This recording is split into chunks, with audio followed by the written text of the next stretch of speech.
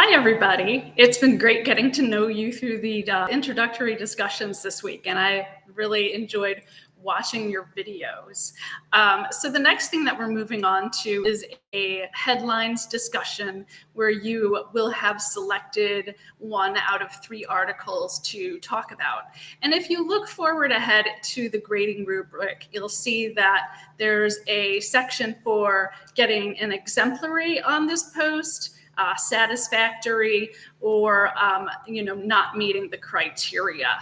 And so a lot of students get a little bit confused about what's required in this first post during the first week because it asks you to include some information from our textbook and to apply that.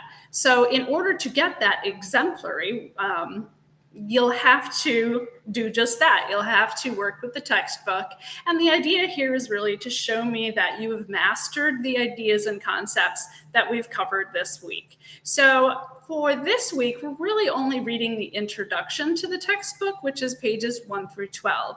If you haven't located the textbook yet, you can go to the modules link and then click on the learning pathways, and you'll see the professional ethics textbook in that area. And when you click on that link, it'll bring you to the whole textbook, and you just need to scroll until you see the introduction piece and read pages 1 through 10.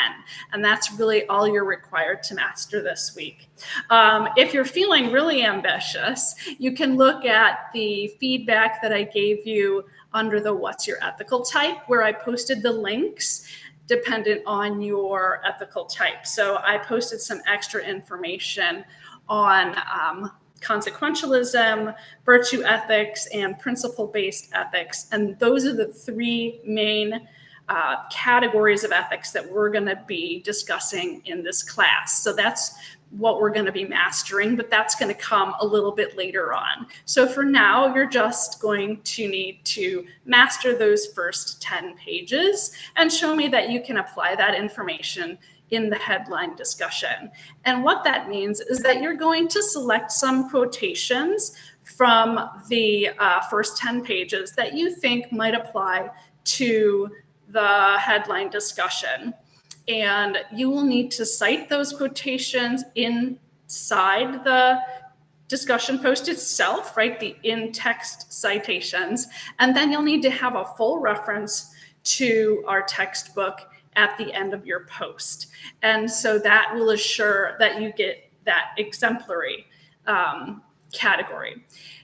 So I just wanted to give you a few ideas as we're getting started here, because it might not be so obvious on, well, what am I going to apply from the textbook during week 1?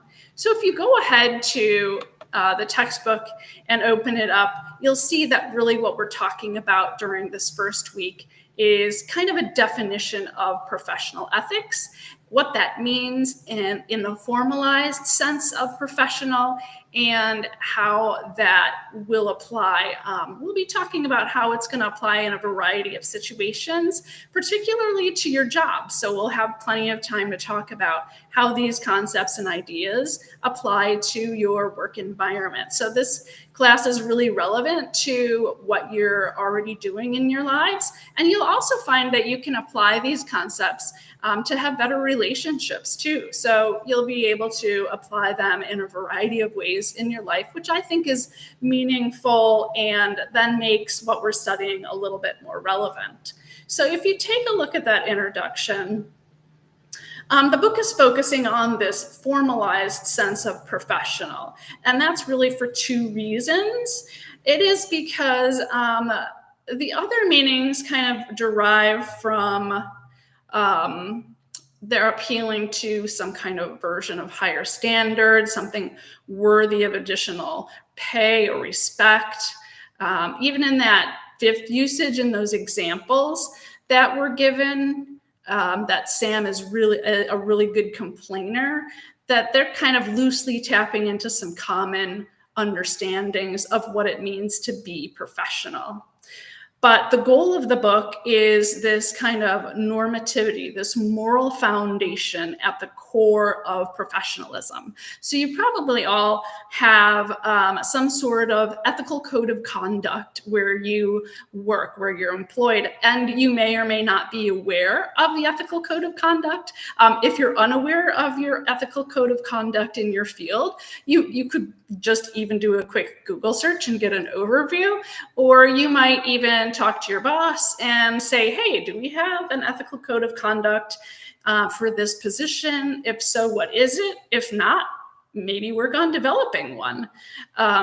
And really that is the ethical code of conduct sets boundaries, gives you guidelines and rules, and that's our principles approach into making strong ethical decisions. And of course, most of you got consequences on the ethical quiz, and that is very typical for this class. The reason for that is because we're all brought up with this sense that what we're going to do is going to create consequences in our lives. So we weigh the pros and cons of each decision, figure out what the consequences will be, both positive and negative, before we make those choices. But some of you did get virtue ethics, and that just means that before you draw on consequences, or maybe you even do this at the same time, right? Where even though the quiz puts you in a category, we're really using all of the ethical types at the same time. So if you did get virtues, then that just means that most likely there's a set of underlying virtues that you have, say, to be kind or compassionate towards others. And that's going to sort of set the tone for the way that you make those consequenceless type decisions. So that just kind of gets into how we're getting into the ideas of the class. And so, as I said, the goal of the book is to sort of gain this moral foundation of professionalism. And so the thesis of the book, you'll find on page 3 of the textbook, is that to be a true professional, unlike other economic activities, is to be dedicated to a client relationship grounded in trust. So we're going to be talking a lot about trust in the course. And so I want you to think about trust. Just kind of maybe journal some initial thoughts that you have on trust, and then keep your minds open as we talk about trust going through the course. Now, trust is one of those things that you might be able to apply in your discussion post. So as you're taking a look at the article and reading through the article that you selected, maybe you want to use this section of the text on trust and talk a little bit about trust in the professional relationship. Perhaps selecting this as a quote. I'm not saying that you have to do this, but I'm just trying to illustrate how you can use the textbook in this particular discussion post. And so you'll want to maybe talk about trust in relation to the article that you selected. So that could be one way of applying the first 10 pages to our discussion this week. As you go through the text, you'll see some case studies, some examples, and this will be true throughout. We'll be studying some case studies later in the course. We'll have one on a veterinarian who's making a choice, a psychologist or counselor that has to make an ethical choice, and those things will come later in the class. So this is really just setting you up, giving you that foundation for those ethical choices. So you can even look at the case studies here in the introduction and think about how each person looks at what a professional relationship is, or how they define professional, and whether or not you feel like they're acting professionally.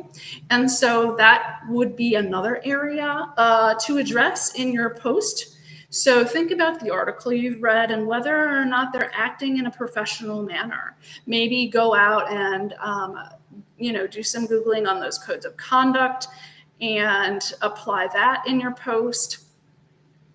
That's another way that you can include a text and show me or demonstrate that you've mastered the material for this first week. And so after you read through the couple of cases, it asks the question, what would be your respective reaction to these cases? And really, that's being asked in the discussion on our articles. What is your reaction to the case? Why do you feel this way? And how does it relate to trust, ideas of professionalism, ideas of maybe betrayal, autonomy we'll be talking about. And so I think that's going to give you a good way of maybe utilizing the material this week. Remember, in order to get that exemplary on the discussion, you'll need to include some ideas from our first 10 pages. Show me that you've mastered it. It isn't enough to just put a quote in there and not discuss the quote, right? You need to show me that you can analyze that quote, synthesize it into your ideas, and give some judgment. And that's all part of higher level critical thinking.